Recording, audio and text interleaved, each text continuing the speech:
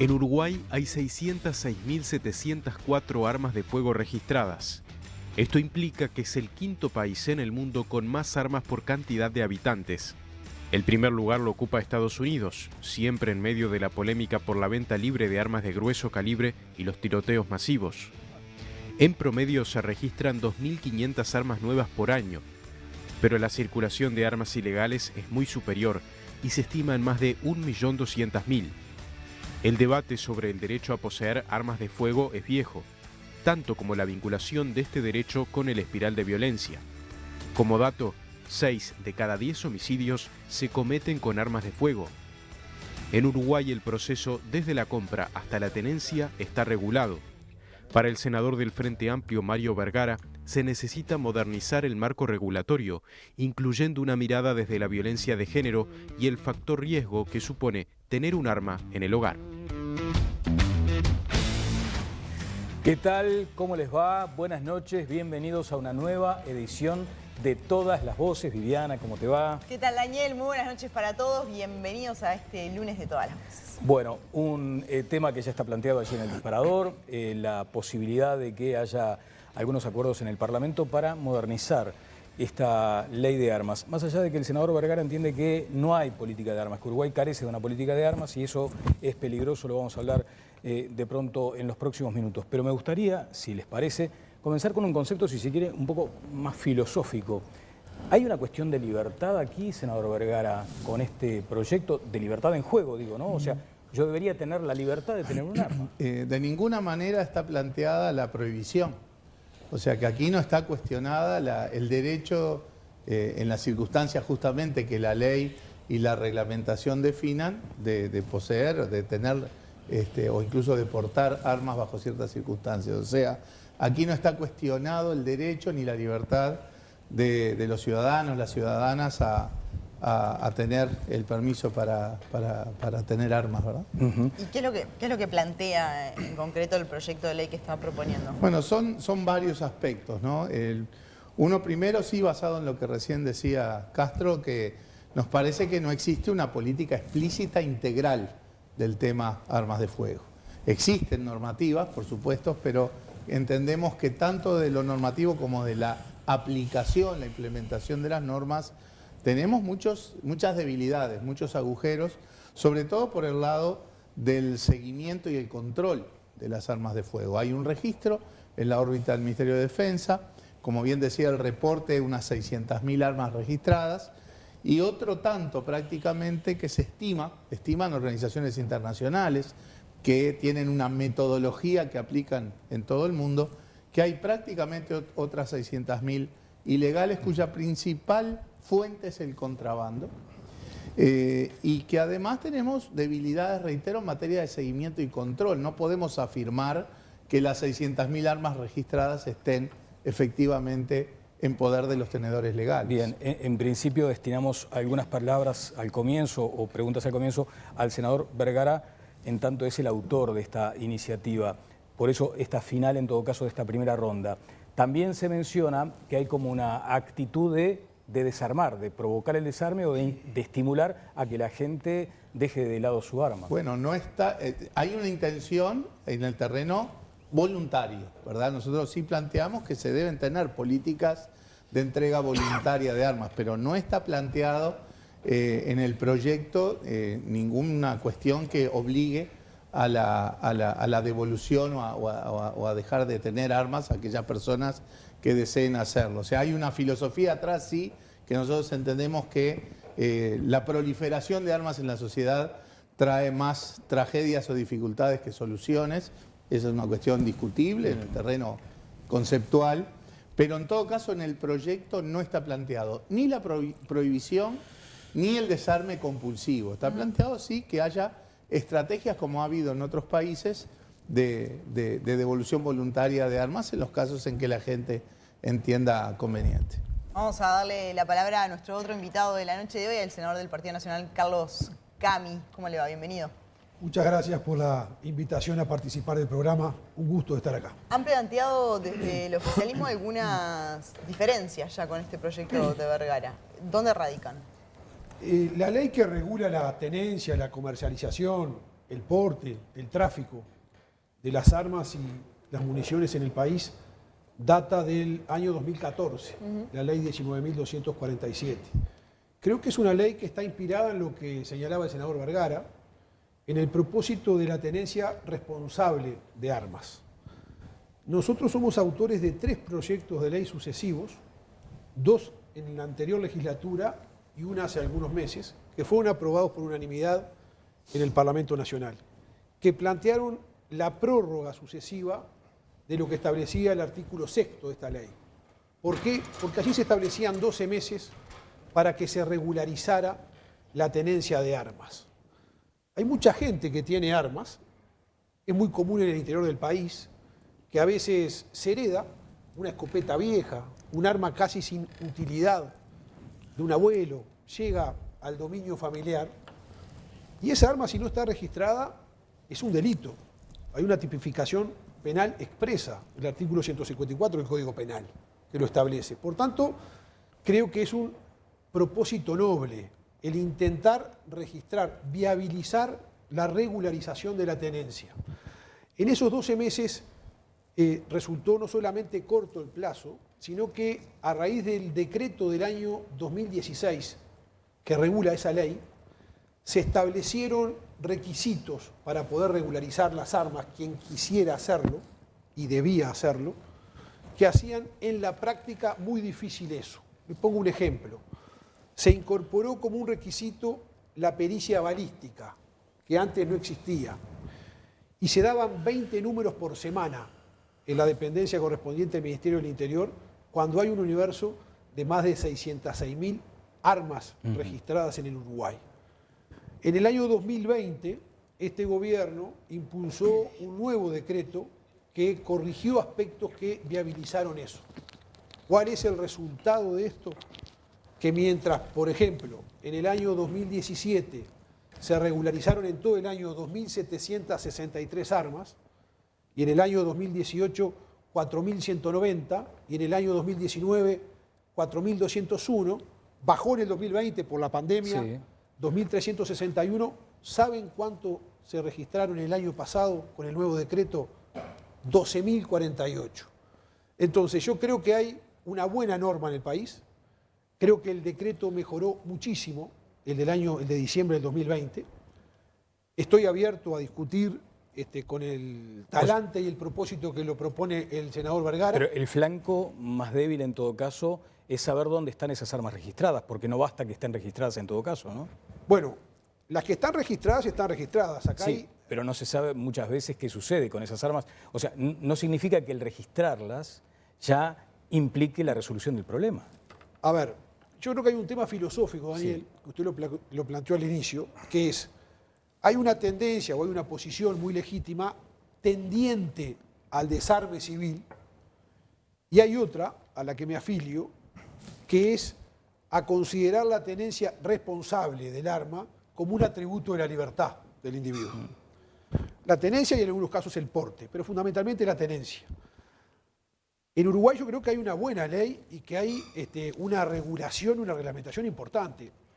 Yo tengo algún matiz, por ejemplo, el número que maneja el senador Vergara, yo no sé si es elevado o no, tal vez sí o tal vez no, de cuántas hay en el mercado negro o sin registrar. ¿Cómo se puede saber eso? De los datos que yo he solicitado, el que me puede acercar una opinión más objetiva es que de la información que el Poder Judicial o el Ministerio del Interior le solicita, desde hace años se mantiene el porcentaje, al Registro Nacional de Armas, que funciona en el Servicio de Material y Armamento del Ejército Nacional, el 25% no proviene de registro anterior.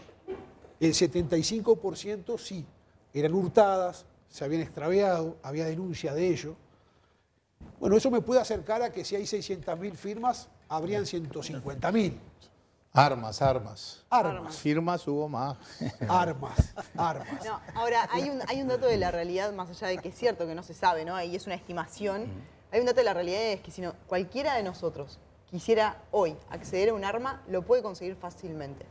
Y hay en algunos sectores de la sociedad donde es mucho más fácil. En algún momento uno iba a la Fiedra de Piedras Blancas y se vendían armas. Bueno, sí, estoy de acuerdo, pero ordenemos el razonamiento en este sentido. Si usted mañana quiere tener armas, Viviana, no va a ir a comprarla o a buscarla a alguna feria que la vende irregularmente. No. ¿No? ¿Quiénes le puede interesar tener armas? Porque si planteamos el tema también como una especie de sinónimo, tener armas con el delito o con la posibilidad de un homicidio o con un riesgo latente, bueno, parece que todos tendríamos que ir a la vocación del desarme civil. Bueno, hay cazadores, hay mucha gente que tiene como afición la caza deportiva, la práctica del deporte vinculado al tiro, coleccionistas. Uruguay es un país con importantes coleccionistas de armas. De hecho, el Registro Nacional de Armas del Uruguay es de 1943, de los más antiguos y el primero de Sudamérica. Claro, pero todas esas están registradas. Están registradas. Usted tiene que tener el TATA, que se llama, Exacto. que se... y también el registro del arma. Es como para manejar un auto. La libreta de conducir y el título del auto. Uno acá tiene que tener el registro del arma y el TATA. Yo tengo arma y tengo el TATA. Yo tuve que hacer pruebas de tiro para demostrar que sabía tirar. Un análisis psicofísico, es decir, fui con un psicólogo, después con un médico. Sí. Tengo que tener certificado de buena conducta. Entonces, no se le da y no se obtiene un arma fácilmente en Uruguay. No es así. Estamos hablando en el marco del mercado legal de armas, que es el que nos ocupa. Bien. El otro Sí. es otro tema. Vamos a abrirle el espacio también a nuestros panelistas. Además, tenemos la palabra de un experto que reseña lo que acaba de escribir Cami como los procedimientos necesarios para acceder a un arma.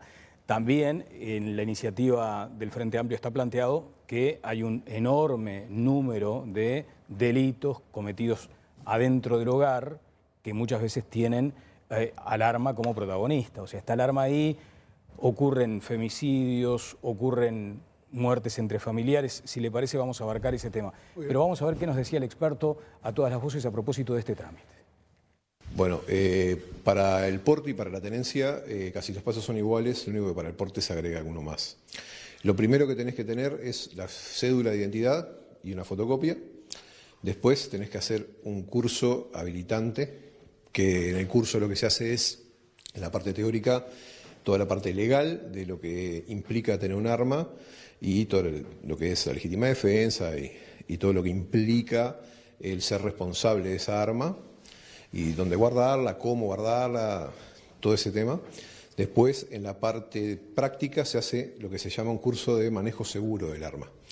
No es un curso de tiro, es un curso de manejo seguro del arma. Se hacen unos disparos, son 18 disparos, que por lo general se usa un revólver para hacer esos disparos. Después, otro requisito es, tenés que hacer una habilitación psicológica, que te la hace un psicólogo aprobado por el Ministerio del Interior. Tenés que tener un examen médico, que también tiene que ser un médico aprobado por el Ministerio del Interior. Tenés que presentar además un justificativo de ingresos y que eso puede ser o una carta de un contador, tu recibo de sueldo, la jubilación. Tenés que presentar que tenés una forma de ganarte la vida, digamos. Después tenés que presentar lo que sería el certificado de antecedentes judiciales, que se tramita ante el Ministerio del Interior, la parte de Policía Científica. Luego se precisan 2 fotocarnet de una medida que es 2x5 con 2x5 y precisas a su vez una constancia de domicilio, que lo que se pide sí que sea o la constancia que se saca en una seccional de policía o un recibo de un ente oficial. No sirven tarjetas de crédito, instituciones privadas, no, tiene que ser un recibo oficial. Y lo que se agrega para el porte, o sea, primero se saca el TATA y después tenés que cumplir los mismos requisitos más justificar el transporte de caudales o dinero que justifique ante el Ministerio del Interior el porte del arma. Vamos a abrir el debate al resto del panel. Pancho Fay, ¿vos cómo ves este tema? ¿Tenés armas? No, yo no tengo armas. Pero me parece, hay un dicho inglés que dice que si no está roto no hay por qué arreglarlo. Y yo no veo que haya ningún problema hoy en día como para tener que estar cambiando la legislación. Es decir, los supuestos que leí del proyecto del senador Vergara me parecen súper discutibles desde el punto de vista fáctico, desde el punto de vista del vínculo que hay entre el arma y los asesinatos o los homicidios. Me parece que no es sólido el argumento. Me parece que se le ponen más trabas a aquellos que efectivamente tienen armas y que no tienen ningún problema en tenerlas y que conviven con eso. En el interior se usa mucho tener armas, en el campo en particular. Yo no conozco gente en el campo que no tenga armas, por ejemplo. Pero no por eso salen a matar gente. Y acá el problema que tenemos no es un problema con las armas, digamos, legales y con el régimen común y silvestre, sino con las armas ilegales y con el delito. Pero ellos no van a ir a hacer esto que explicaba el señor, sino que compran en la feria, en fin, yo no sé cómo se manejan, pero notoriamente hay un problema en ese sentido. No con lo que está funcionando bien. Por tanto, realmente no veo por qué habría que cambiarlo. Entonces vos lo que crees, porque en definitiva es que el proyecto de ley que está planteado no soluciona ese problema. Pero es que yo no creo que haya un problema. Bueno, si el problema es, obviamente, Claramente lo ilegal, hay una por sociedad supuesto que no armada y entra en violenta. eso. Por supuesto que no entra en eso. Y es un problema de narcotráfico, en fin, un conjunto de cosas que hacen mucho más a cuestiones de seguridad que al porte de cada uno de armas. Fernando. Y yo creo que una de las cosas que siempre, cuando se habla de esta clase de temas, yo tengo un buen amigo que es un criminólogo, Nicolás Trachtenberg. Él siempre dice que muchas veces los criminólogos hacen afirmaciones muy contundentes sin tener una evidencia clara que sustente esas afirmaciones. Por ejemplo, se habló de que 6 de cada 10 homicidios en Uruguay se cometen con armas de fuego. Eso es un dato. Ahora, ¿cuántas de esas armas que matan gente son legales y cuántas son ilegales? Es decir, y ahí viene la primera pregunta. ¿Uruguay tiene una estadística de cuántas personas son asesinadas con armas legales y cuántas con armas ilegales? Porque si no, estamos discutiendo o estamos concentrándonos en lo que probablemente sea la parte menos conflictiva del problema. Es decir, si esos crímenes se cometen con armas ilegales, el proyecto de ley probablemente no le pegue directamente a ese problema. Que por cierto no creo que sea, difícilmente es un problema que pueda ser resuelto a través de una ley. Lo cual no quiere decir que me parezca mal que exista el proyecto de ley. Entre otras cosas porque, si leí bien y si entendí bien, una de las cosas que plantea el proyecto de ley es intentar construir esa evidencia que hoy no existe. Es decir, intentar afinar un poco las herramientas para después poder... O sea, yo creo que capaz que convendría hacer primero esa parte, ¿no? No sé si es a través del proyecto de ley, pero Uruguay necesita evidencia más contundente de qué clase de armas, o sea, qué armas están cometiendo los crímenes. En mi intuición diría que son las ilegales, porque las otras son mucho más fácilmente rastreables, y además porque normalmente quien registra un arma no lo hace, no sé quién lo decía, no lo hace para salir a matar a un vecino. Lo que no quita que si después ocurre que hay un incidente con un vecino y se calientan, o en el tráfico, lo que sea, la disponibilidad de armas puede tener algún papel en eso. Yo lo que digo es que tendríamos que tener mejor evidencia de dónde vienen esas armas que matan gente. Armas no, perdón, las armas no matan gente. Digamos. Quienes llevan las armas y matan gente, ¿no? Senador Vergara, de hecho, la iniciativa en la exposición de motivos lo que plantea es esto que está sucediendo acá. Abrir a un debate donde participe la mayor cantidad de personas posible. Ya de por sí esa es una necesidad, ¿no? Claro, debatir sobre esto. Y ahí es donde también ponen foco respecto a la violencia doméstica y a la violencia de género. Sí, igual me voy a permitir algunos comentarios a partir de lo dicho. Este proyecto no tiene como objetivo sustituir las políticas de seguridad, todo lo contrario. El atacar el tema de la delincuencia y el crimen implica la necesidad de políticas integrales de seguridad que son harina de otro costal de alguna manera para debatir también, pero en otro terreno. O sea que no hay que ponerle al proyecto objetivos grandilocuentes que el proyecto no tiene. En segundo lugar, algo que decía Santullo recién, el hecho de que no tengamos buena información ya es un indicador de que hay debilidades en el seguimiento y en el control, ni más ni menos que de las armas de fuego. Sí, se puede pensar que no hay un problema ahí, sin embargo, 2 de cada 3 homicidios, 2 de cada 3 rapiñas se hacen con armas de fuego. ¿Son todas armas ilegales? No. Incluso hay armas legales que donde se omita la denuncia del extravío, del hurto, pasan al mercado de la delincuencia. Recién hablaba el senador Camí justamente de que en las incautaciones, cuando en los operativos policiales se incautan armas, hay una proporción de armas que estaban registradas. Por otro lado, apuntamos a la institucionalidad.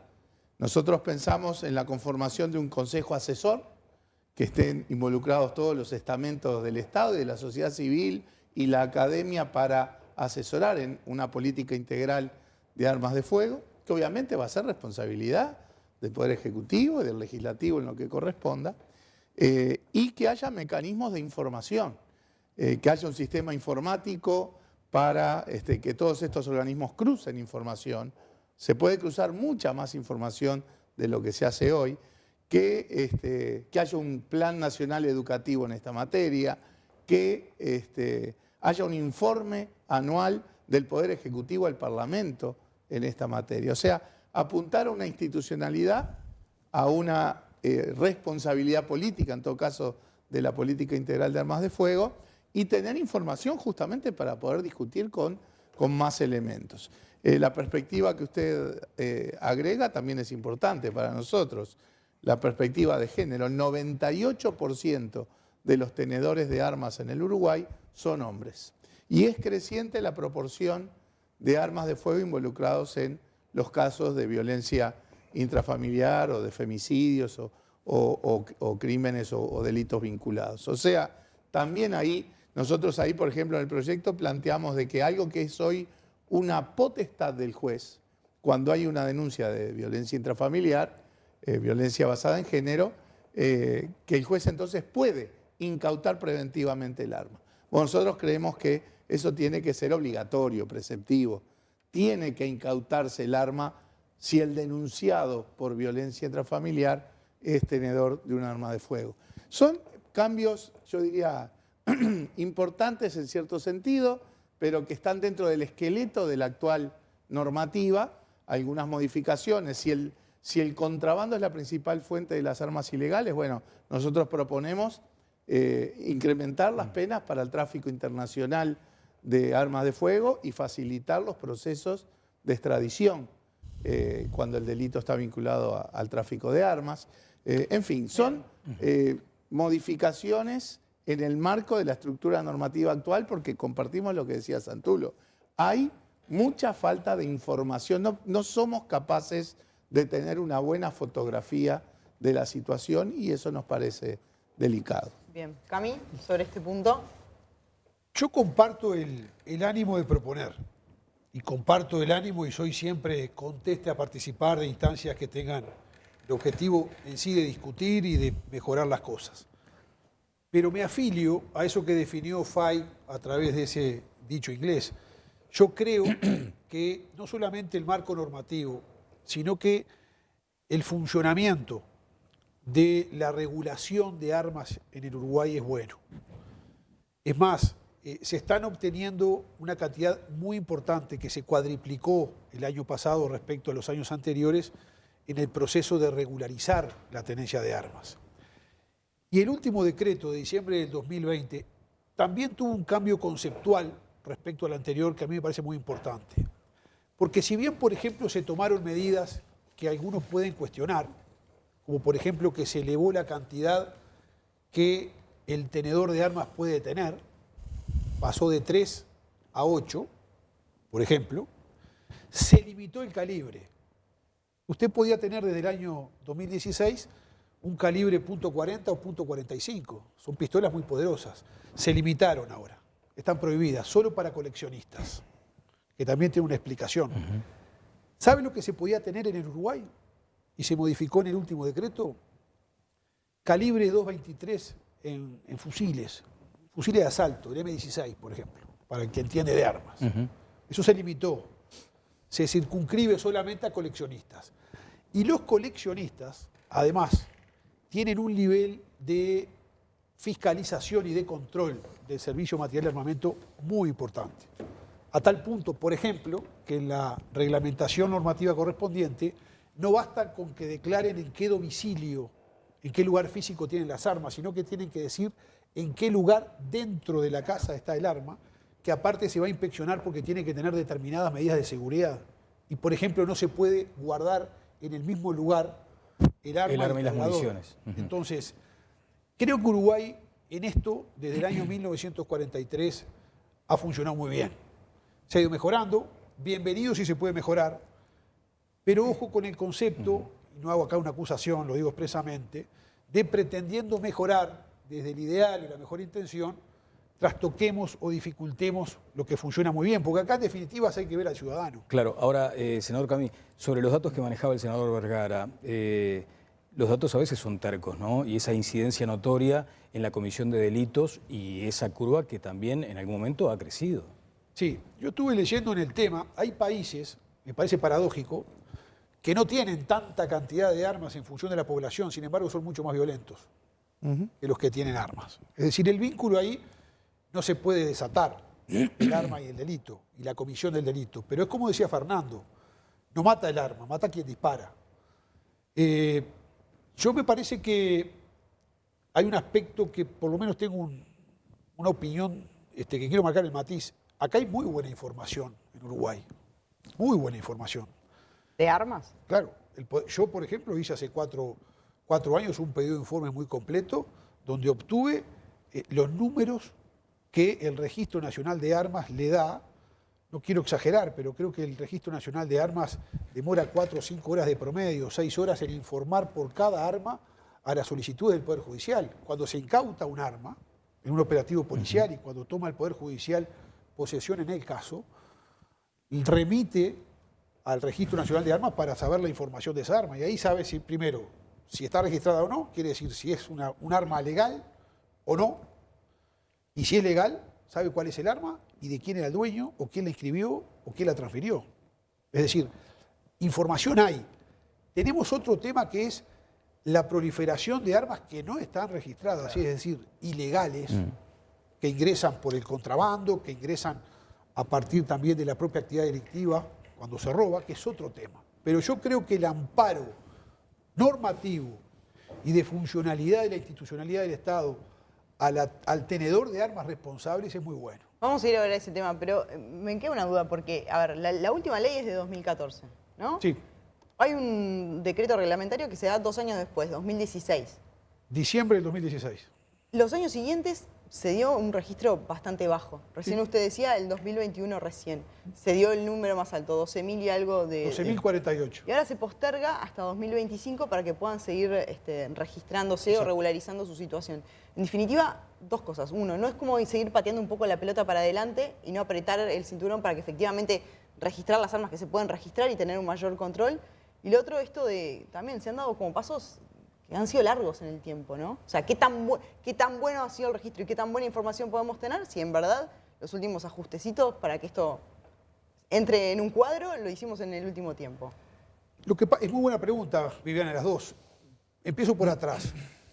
En realidad, los cambios que dificultaron la práctica para poder regularizar un arma se dieron a partir no de la ley de 2014, sino del decreto 377/2016 de diciembre del 2016, que elevó los requisitos que un ciudadano tenía que cumplir para regularizar o para inscribir el arma de fuego que quería tener. En la práctica, se estableció el registro balístico, que eso significa que 20 personas por semana podían tenerlo y tenían que registrar 600.000 personas. Era una imposibilidad práctica. Eso enlenteció. En referencia a por qué extenderlo hacia 2025, precisamente por el buen suceso que a partir del decreto de diciembre de 2020 se ha obtenido, que se cuadriplicó la regularización de armas, porque mucha gente no podía regularizarla. El trámite era de 2 años, 1 año y medio. También como muchas cosas en este país centralizadas en Montevideo, que era el único lugar que se podía hacer la prueba balística. El único lugar del país. Entonces, esa fue la razón. Fueron temas prácticos, fundamentalmente. Y eso creo que a través del decreto y no de la ley se logró mejorar. Si hay que hacer modificaciones o contribuciones a través de cambios legales, yo estoy abierto siempre. Me parece que es importante analizar todo lo que sea para mejorar. Seguramente haya aspectos para mejorar. Yo no le voy a atribuir intenciones al senador por cuáles son los motivos por los cuales lleva adelante este proyecto, porque no los conozco más de lo que está expresado allí, pero por tanto no es un tema personal. Pero acá se mezclan dos grandes vicios nacionales. Por un lado, el legislador queriendo generar una burocracia, un consejo que se juntan, y entonces el consejo, me fijé, es honorario, entonces hay que quitarle tiempo a otra cosa para dedicarse a ver cómo es la evolución de las cosas. Eso por un lado, ¿no? La burocracia metiéndose en cosas en donde terminan no necesariamente teniendo los resultados previstos, como se señalaba con relación a la anterior legislación. Eso por un lado. Y por el otro, el tema de las realidades del país. Es decir, hace pocos años que empezó a tener una tasa de homicidios mucho más importante, y en realidad lo que estamos haciendo, para retomar la fórmula de mi amigo Martín Aguirre, es importar una agenda exterior, una agenda de problemas que no son los nuestros, en particular que son los estadounidenses, en esta globalización estadounidense de valores, de costumbres, de prioridades, y terminamos discutiendo de algo o tratando o queriendo o suponiendo que es importante poner sobre la mesa algo que en realidad funciona bien, que por supuesto se le pueden encontrar algunas mejores, como por ejemplo el tema informativo, pero eso es un tema administrativo del Poder Ejecutivo, que con la rama que corresponde lo arregle y ya está, ya sea el Ministerio de Defensa, ya sea con el Poder Judicial, lo que fuere, y que no se precisa perder tiempo y energías en algo que realmente creo que convoca esos dos vicios nacionales que tanto mal le hacen a la política. Bueno, tenemos que hacer un auspicio, pero en todo caso, Fernando, te escuchamos a ti y luego vamos a eso. Sí, no, a mí lo que me llamó la atención del proyecto también es la cuestión de la perspectiva de género, que sé que con esto me voy a comprar un montón de... No te preocupes, hay cascos, tenemos cascos afuera. Un montón de puteadas en Twitter, ¿no? Pero cascos. Resulta que el 90% de los asesinados son hombres. Y probablemente el 98% de quienes los asesinan también sean hombres. Entonces a mí quiero decir, me cuesta encontrarle el giro de género a una situación que es... Sí, se lo podemos encontrar si creemos que todo se deriva de alguna culpa ancestral. Pero me cuesta encontrarle el giro de género a una situación que es tan abrumadoramente masculina. Bien. Para mal, ¿no? Responde sobre esto Vergara en minutos luego del auspicio. Sería bueno. Tenacidad, disciplina, trayectoria, evolución. Con la mirada en el mundo, transformamos la uva en uno de los vinos más distintivos de Uruguay. Jiménez Méndez, máxima expresión del terroir. Mario Vergara, tiene la palabra. Estábamos chiviando fuera de cámara. No, son muchos los temas, ¿verdad? Yo, por ejemplo, comparto planteos que hace el senador Cami, por ejemplo, de la restricción al tipo de arma, pero, por ejemplo, también se permite que uno tenga semiautomáticas en la casa. Parece excesivo. Hay de casa y revólveres semiautomáticos. Ahí, si me permite, senador. Sí, yo no le interrumpí en toda su alocución, senador, pero con gusto se lo concedo. Que las semiautomáticas se permiten para coleccionistas. Los revólveres... De hecho, no, la pistola 9 milímetros es, pero ¿qué pasa? Puede ser, cualquier pistola es semiautomática, puede ser calibre 22 también. Bueno, está restringido a coleccionistas. No es tan así, pero en todo caso, estamos de acuerdo en la orientación que él dice, al punto tal de que nuestro proyecto lo que hace es restringir aún más el elenco de armas que pueden ser autorizadas. O sea que en ese caso, lo que parecía ser una crítica en realidad refuerza uno de los elementos que tiene el proyecto. Por otro lado, hay muchos vicios nacionales, ¿no? Hablar a veces con desconocimiento de las situaciones, claro que es uno. Nosotros entendemos que es importante tener expertos en el tema, que asesoren. Nos parece importante, pues es un tema lo suficientemente delicado, peligroso, ¿sí?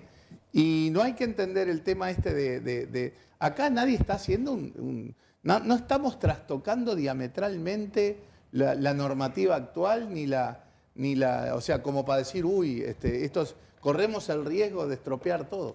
Ese no es el proyecto. Con ese argumento no se está discutiendo sobre este proyecto, que lo que apunta es, por supuesto, a poner el tema sobre la mesa, por supuesto, a tener una institucionalidad que perfeccione las políticas, que para nosotros, en algunos aspectos, porque se pone todo el foco en el registro. ¿Qué pasa con el seguimiento y el control? Nosotros vemos mucha más debilidad ahí y no es un trastoque sustancial.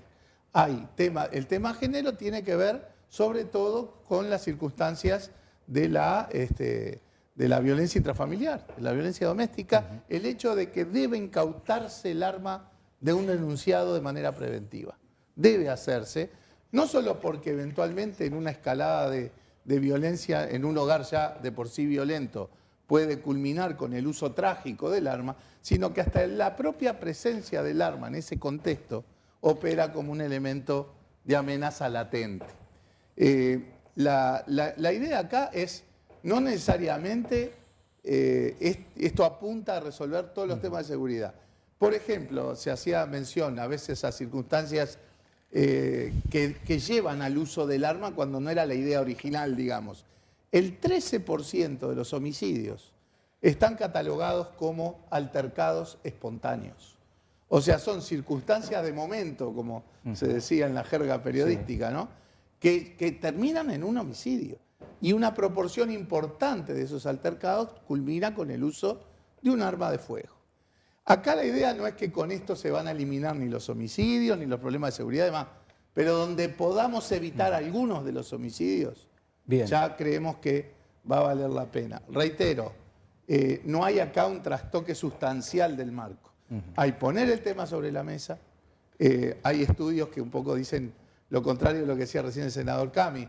En Estados Unidos se rankearon los 50 estados en función de la proporción de armas que hay en cada estado y es clarísima la correlación, no con el número de delitos, que quizás ahí es donde se concilia con lo que decía Cami, pero sí con homicidios y violencia. Sí, o sea, hay más homicidios y más violencia en los estados que tienen una mayor proporción de armas. No es una regla sí, también se dice, por perfecta, ejemplo, que, pero hay una relación. Claro, los países que más regulación tienen de armas muchas veces son muy violentos. Se menciona el caso internacional de México y también de Brasil. Tenemos además un informe internacional, pero si me permiten, me quedo un ratito más. También ahí influyen muchos otros factores. Bueno, la tenencia de armas es un elemento en un conjunto. Digo, México tiene todo el tema del narcotráfico, podría ser Colombia también. Y acá a escala también tenemos un problema serio con el tema del narcotráfico, ¿no? Sí, claro. Lo que también se observa es, en el contexto, mucha gente estará pensando, hubo errores trágicos cometidos con armas, ¿no? Gente que disparó en forma equivocada con el resultado de muerte. Está siendo muy delicada, muy delgada muchas veces la frontera entre la legítima defensa y el homicidio cometido en esas circunstancias que a veces llevan también a disparar un arma en momentos complicados. Pero además, uno de los flancos que le ven al proyecto, algunos legisladores del oficialismo, es esa institucionalidad que se le quiere incorporar.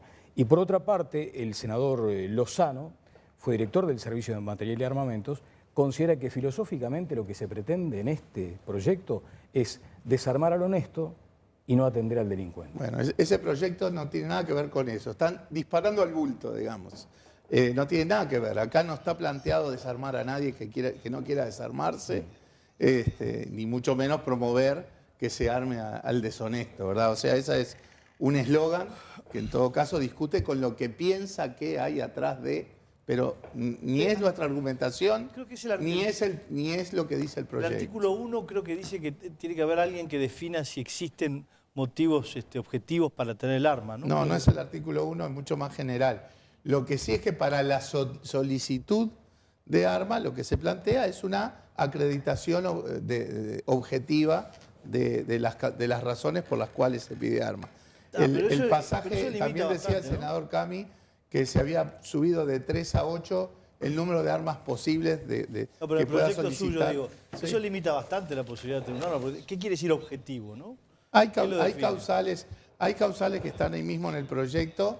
Obviamente todo lo que tiene que ver con el tiro como deporte, caza. Omitimos poner el tema de los coleccionistas, pero es obvio que también el coleccionismo. Pero también lo que dice es justificarla por temas de seguridad. Usted hablaba, por ejemplo, de que en el campo se tienen armas en general, y a mí eso me parece razonable, porque se está lejos de las bases, digamos, de la Fuerza de Seguridad del Estado. Para mí, la delincuencia se combate desde el Estado. El responsable es el Estado. Ahora, está claro que hay circunstancias en donde la capacidad o la efectividad de la Fuerza de Seguridad del Estado no son las mismas y se puede justificar la tenencia de armas de fuego, como puede suceder, por ejemplo, en el sector rural. También, en cualquier parte, ¿no? Cualquiera persona no está prohibido en el proyecto. No está prohibido en el proyecto. No, pero tiene que Ni ser está objetivo. planteado que nadie devuelva armas. O sea, No. tanto Lozano como ustedes están discutiendo contra cosas que el proyecto pero no el dice. proyecto- Tranquilo, pero La devolución voluntaria de las armas Mm. estaba expresado en la ley 19.247, la ley del 2014, Claro.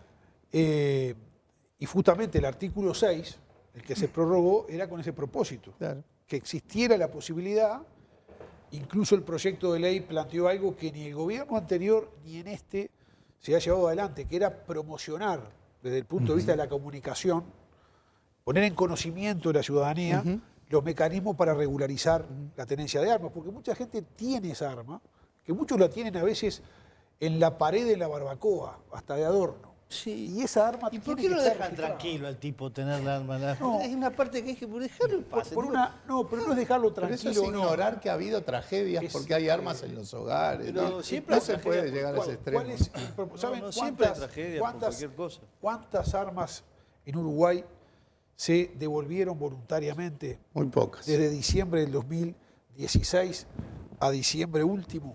Muy pocas. 682. Sí, Un claramente. universo de 609.000. Claramente no ha habido. Entonces, yo Pero ahí creo que también- se está facilitando de manera muy responsable en Uruguay la tenencia del arma. Y cuando a veces comparamos con Estados Unidos, que bueno, vemos las lamentables masacres que periódicamente suceden, Todos los y nos días alarman suceden. a todos. En Estados Unidos la segunda enmienda de la Constitución, que es de 1791, creo que fue de Madison, le da un derecho inviolable al ciudadano de comprar el arma que quiera, cuando quiera, de la forma que él quiera, sin expresar absolutamente para qué la quiere o en qué la va a utilizar. Por favor, dígame que usted no plantea eso para este No, país. justamente, nosotros defendemos lo que sucede en Uruguay, que sucede muy bien desde 1943. Vamos a ver un... ¿Me permites un puntito muy chiquito? Porque tiene Dale, que breve. ver con los cambios planteados. Bueno, No, dale. Porque vamos a introducir al debate una afirmación que hizo acá, cruzando el charco, Javier Milei, que efectivamente planteaba esto y agitó un poco el debate en Argentina. Pero corre un frío por la espalda. calculo pero que bueno. no va por ahí, así que planteé lo que iba a plantear y después vemos lo que No, decía el Milei. punto es que también hay, nosotros planteamos, además de cambio en el plazo de vigencia del título habilitante del Tata, que se puede renovar sin problema, el hecho de que el tenedor de armas tiene la obligación de contratar un seguro de responsabilidad civil. Hace un rato el senador Cami ponía el ejemplo de la analogía con el auto, ¿verdad? Que usted saca la licencia de conducir y después tiene el auto. Bueno, para manejar un auto usted saca la licencia de conducir y para poder andar en auto tiene que sacar un seguro de responsabilidad civil por las dudas de que atropelle a alguien. Bueno, creo que con igual razón, al menos, o más, está claro que los tenedores de armas deberían tener también Eso la lo obligación introduce de el proyecto. contratar. Eso lo introduce el Lo proyecto. introduce el proyecto. Bueno. Al contratar un seguro de responsabilidad civil por si hay Por las justamente dudas. tragedia. Vamos a ver qué decía Milei. En ese contexto, ¿qué dice la evidencia empírica internacional? Que aquellos, y donde más se estudia es en Estados Unidos, aquellos estados que tienen libre deportación, digamos, o sea, tienen menos delitos, porque en realidad el delito es como cualquier actividad. Cuando vos le das beneficio, cuando tiene mayores beneficios, crece, ¿sí? Entonces, ¿qué pasa? Cuando vos le bajás el costo al delincuente, bueno, entonces el beneficio esperado sube y por ende la actividad crece. O sea, casi es de manual. Y eso está validado en la evidencia empírica. Sí. Es decir, la gente responde a los incentivos. A armar a la sociedad va menos inseguridad. Déjame. Pero, Sí, te- dale. Sí, sí. ¿sabes lo que pasa? Que el costo esperado del delincuente no sabe si vos estás calzado o no. ¿Me comprendés? Sí. Y ante la posibilidad, digamos, su costo esperado sube, la delincuencia cae. Es decir, digamos, la evidencia empírica es muy contundente. Dice Bueno. la evidencia empírica como si hubiera Sí, una, fuera un paquete Sí. que te venden en la esquina. Pero O lo sea, cierto es que, claro, plantea eso, ¿no? Si el delincuente asume o presume que vos estás armado, capaz que no te roba. Sobre eso yo quiero decir algo que me llamó la atención cuando fui a tocar a Austin, Texas. Entramos en un Starbucks y una de las cosas que me llamó la atención en la puerta decía, prohibida la entrada con armas ocultas. El problema no era portar armas, el problema era llevarla oculta, Esconder. justamente para que no ocurriera lo que dice Milei. O sea, y Texas es uno de los estados que tiene menos problemas con el uso y con la aportación de armas. Eso de que dice que la evidencia empírica señala, mezcla dos cosas. y mezcla lo del coste-beneficio, que eso sí lo dice la evidencia empírica, pero después habla de lo de la aportación de armas y no dice cuáles son los estados. O sea, yo, perdón, con mi ley, pero mi ley diciendo evidencia empírica se me hace un cortocircuito solo esas frases. En la misma frase los dos. Claro, yo qué sé. Mi experiencia es que en Texas, por ejemplo, que es un estado que tiene esa liberalidad, las armas tienen que ser visibles. O sea, vos sabés si hay uno que está calzado o no. O sea que el argumento de mi ley se cae. No, y por suerte esto no está planteado en Uruguay. No, para nada. Porque yo, pensar, utilizar a Estados Unidos como modelo para algunas cosas, en las que le resuelven espantosamente mal, es una decisión espantosa. O sea, Estados Unidos, utilizarlo para modelo de cómo hacer una buena canción de rock and roll, pero no utilices a Estados Unidos como modelo del manejo de armas u otros temas más, que son desastrosos. Sí, Claro. bueno, también como contracara en todo caso Japón, ¿no? Prohibicionista en cuanto a la tenencia de armas y ahora acaba de sufrir un magnicidio casi, ¿no? Y eso también nos representa, por lo menos plantearnos de que a veces no es necesario simplemente que no haya armas, sino que con que exista una para hacer mucho daño ya está. Es que las armas, como dijo aquel, las armas no matan, son las personas las que matan. Y si no encuentra un arma, encontrará un cuchillo, encontrará algo que mate. Si está decidido, lo hará así. Por eso yo creo que no... Yo estoy de acuerdo si está decidido. Pero el 13% de los homicidios son fruto de altercados espontáneos. O sea, no es que alguien haya ido a matar a alguien. Ese es un buen dato. Vamos a ver un auspicio y después vamos a ver también lo que pasa en Estados Unidos. Lo hemos mencionado bastante en el debate y tenemos un informe especial para todas las voces. Cuando ese difícil momento llega, la seriedad y responsabilidad son fundamentales. Roa de Hermanos. Informes 2708-4084. El control de armas de fuego aquí en Estados Unidos sigue siendo un tema polémico y controversial que cobró fuerza la semana pasada, justo el 4 de julio, cuando se estaba celebrando el Día de la Independencia con otro tiroteo masivo ocurrido esta vez en Highland Park, Illinois. Si bien republicanos y demócratas insisten en que tienen profundas diferencias sobre cómo atacar estos episodios de violencia armada aquí en el país, recientemente se logró un acuerdo bipartidista que fue promulgado por el presidente Joe Biden, que si bien es un avance significativo en un área en la que normalmente no hay ningún tipo de acuerdo, la Casa Blanca insiste en que aún puede y debe hacerse mucho más. Por ejemplo, en esta legislación no se aborda el tema de la edad permitida para comprar un arma o tampoco también el hecho de hacer más fuertes y meticulosas las revisiones de antecedentes o background checks, algo que viene quedando en una agenda pendiente, por lo menos de manera formal, desde los sucesos de Newtown, Connecticut en el año 2012. Actualmente cada estado se rige por leyes locales y aquí hay similitudes, pero operan de manera diferente. Por ejemplo, si bien el proceso tiende a ser el mismo, por ejemplo, una persona que quiere comprar un arma acude a una venta de armamento con su licencia de conducir y el vendedor procede a enviar esta información al FBI o al Departamento de Seguridad de Armas de ese estado.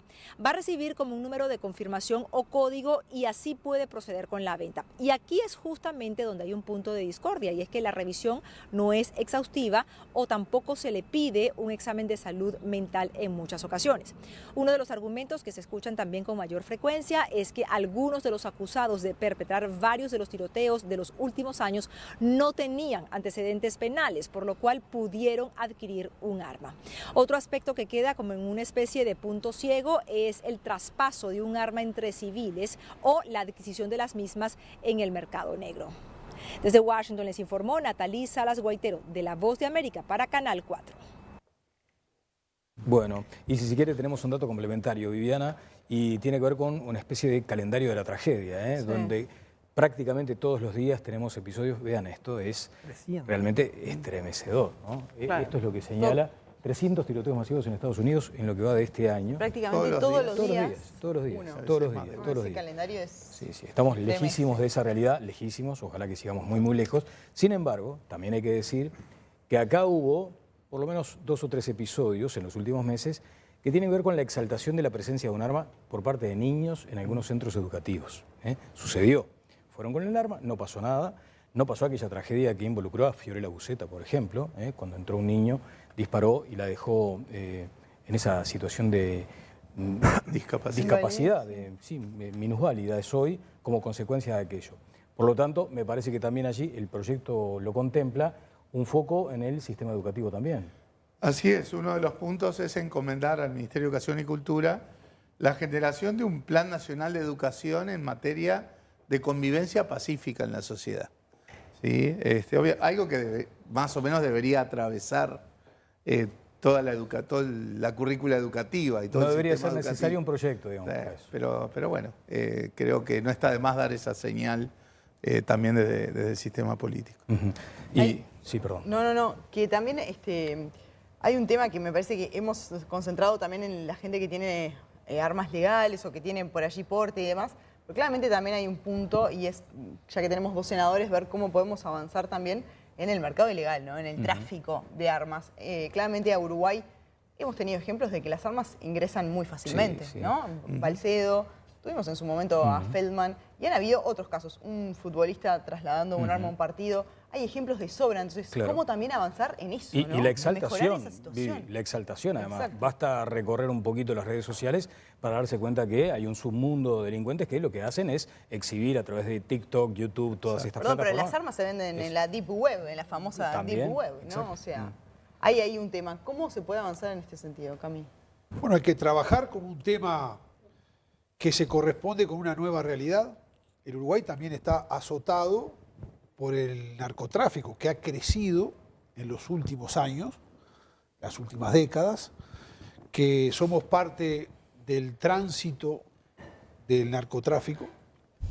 Cuando el ministro Heber compareció al Senado a propósito de la última comparecencia para la cual fue convocado, una parte de la sesión fue secreta, se dio precisamente información en referencia a esto, y hoy tenemos una realidad del narcotráfico en Uruguay muy distinta a la que teníamos hace algunos años, y eso está vinculado a las armas de fuego, al tráfico de armas, a la virulencia del delito y lo que todos sabemos. Bueno, trabajar en estas cosas está bien. Yo creo que si nosotros partimos de la base que tenemos interés compartido en asumir esta responsabilidad en el plano legislativo, creo que es importante. Creo que hay que analizarlo más allá de una visión de partido. Sí, lo que creo, por lo menos para quienes tenemos la concepción de que tener un arma hace el atributo de libertad de una persona, de tenerla responsablemente, creo que no hay que mezclarla en esta estigmatización que muchas veces está en torno a la tenencia del arma de fuego. Reitero, y digo más, no solamente coleccionistas o gente que está vinculada al deporte con armas o quien tiene como afición cazar, sino también la persona que quiere defender su familia. Yo tengo un arma de fuego y no soy cazador y no practico deporte con el arma. La tengo bien resguardada y soy responsable de ella. No me duelen prendas en decir que si tengo que defender a mi familia con alguien que entra con un arma que seguramente sea ilegal, con un propósito delictual, la voy a defender. Sí. Eso está muy bien. Está muy bien y nadie está en contra de eso. No lo vinculo. Yo creo que lo que sí hay es que cada vez que se presenta el tema de armas, en un proyecto de ley concreto, como puede ser el del senador Vergara u otro, empieza una suerte de... empieza a sobrevolar una suerte de concepto que tener un arma de fuego es mucho más cercano al sinónimo del crimen, del riesgo de muertes no deseadas, que a este concepto de la legítima defensa, del propósito loable vinculado a un arma de fuego. Porque en definitiva, creo que ha sido la gran frase de la jornada, la de Fernando, quien mata no es nunca el arma, es la persona y la intención. Bueno, simplemente marcar eso. Cami, la LUC incluyó en uno de sus artículos, además lo más relevante, digamos, en cuanto al número, tenía que ver con la seguridad, le dio más margen, por ejemplo, ya que estaban hablando de las armas en campaña, le dio más margen al propietario de una casa a extender el área donde podía utilizar el arma, los galpones, por ejemplo, o sea, dio más libertad en eso. ¿Usted coincide con que hay que ampliar esas libertades? Sí, lo que se modificó fue, digamos, el ámbito de aplicación de la legítima defensa, que ya existía en nuestra legislación penal.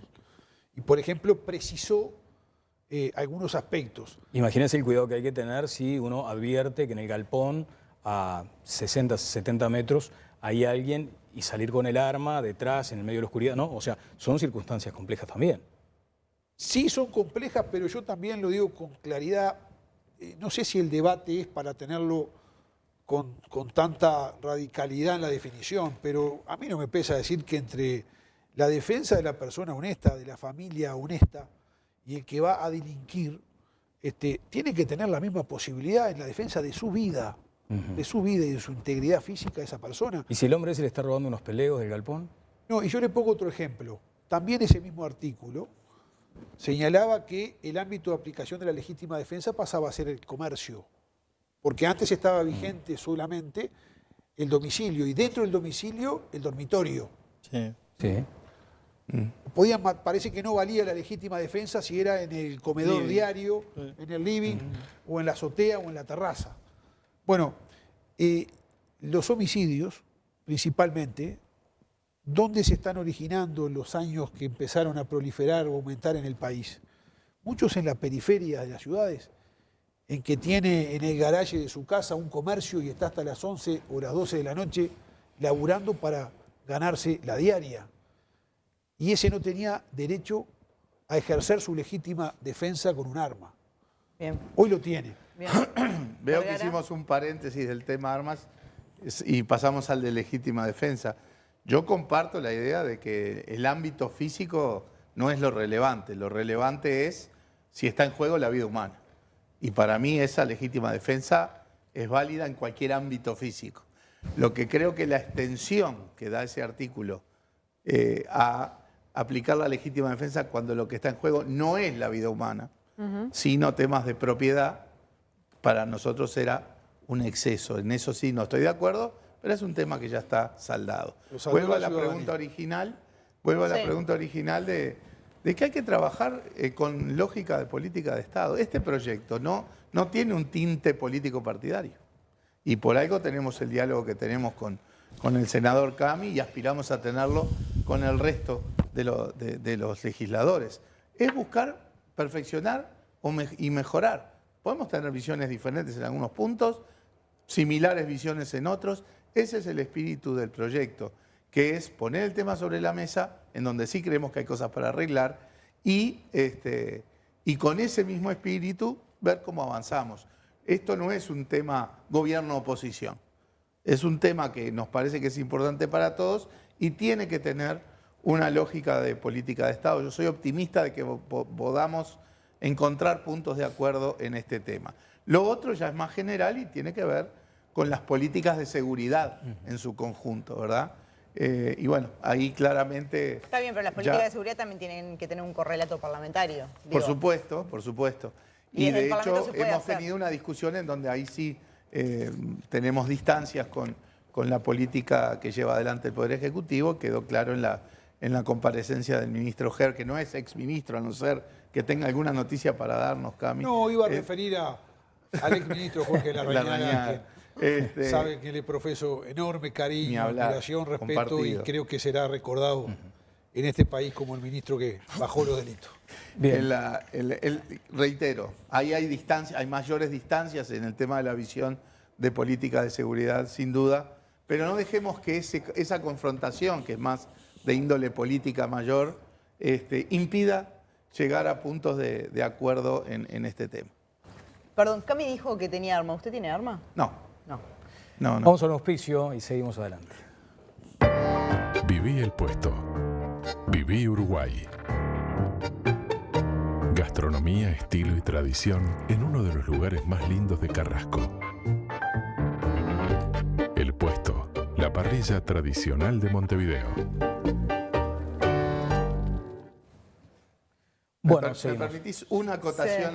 Yo no tengo armas, pero yo felicito al senador Cami que él tiene arma y hizo todo el proceso para la tenencia responsable.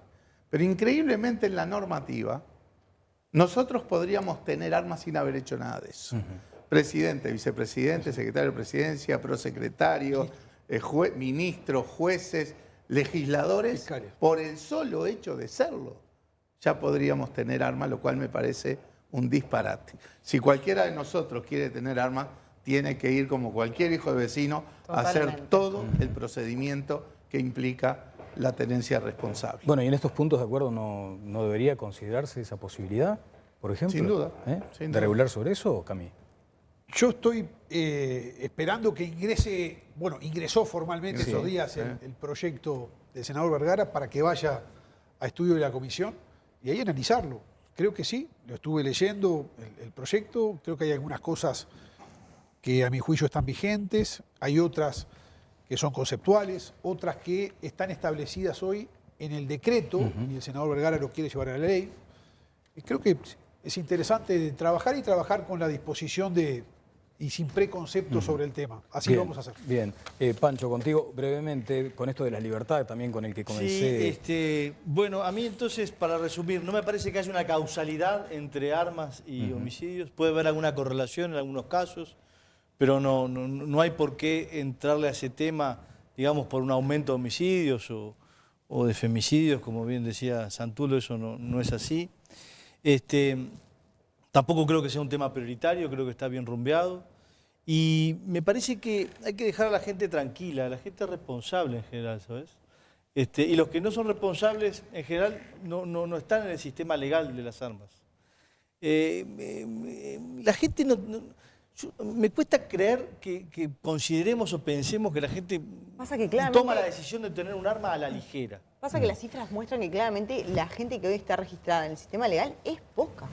Está bien, pero justamente bueno, pero ahí tenés un punto de partida que no son ellos los del problema. Los que están registrados, pero le falta registro, hay un montón de otras armas legales, pero no son ellos los del problema, son los ilegales los del problema. Sí. Acá hubo una tradición enorme a lo largo de mucho tiempo de gente con armas, no había tanto registro o tanto desarrollo, y ese no era un problema, acá no había tantos homicidios, acá no había tantos problemas de seguridad. Me parece que ahí hay un vínculo que atrás de eso está el Estado metiéndose más en el detalle, en la información y tal, que a mí me cuesta, no me gusta, bueno, prefiero evitarlo. ¿Sabes que hay una máxima no escrita y que dice que es irrelevante lo que pueda suceder con los conductores, digamos, o los periodistas, ¿no? Pero yo me voy a permitir hacer una excepción, porque también dentro de las bondades del actual régimen, debo decir que muchas veces si uno quiere hacerse de un arma, te van como desestimulando, ¿eh? Son como etapas que uno tiene que ir cumpliendo y que llega el momento donde uno dejó aquel momento, si se me permite la grosería, de calentura, y empezás a meditarlo de otra manera, porque no es simplemente ir y comprar. Claro. Ahí es donde empezás un proceso, ahí es donde empezás. A mí me sucedió, o sea, para hablar de vuelta en términos muy vulgares, te roban la casa, ¿no? 2 o 3 veces, a la cuarta vos decís, voy a ver cómo es esto de las armas. Y el segundo paso, no querés nada más. Pero eso ¿no? es bueno. Y eso es bueno. Eso es bueno porque te desestimula. Eso es bueno, te enfría. Es lo que acabo de decir, exactamente, que es una bondad del sistema. Yo en mi casa no quiero armas y tuve un revólver acá por un asalto. Pero para mí las carga el diablo, ¿qué querés que te diga? Nos vamos a una tanda, ya venimos.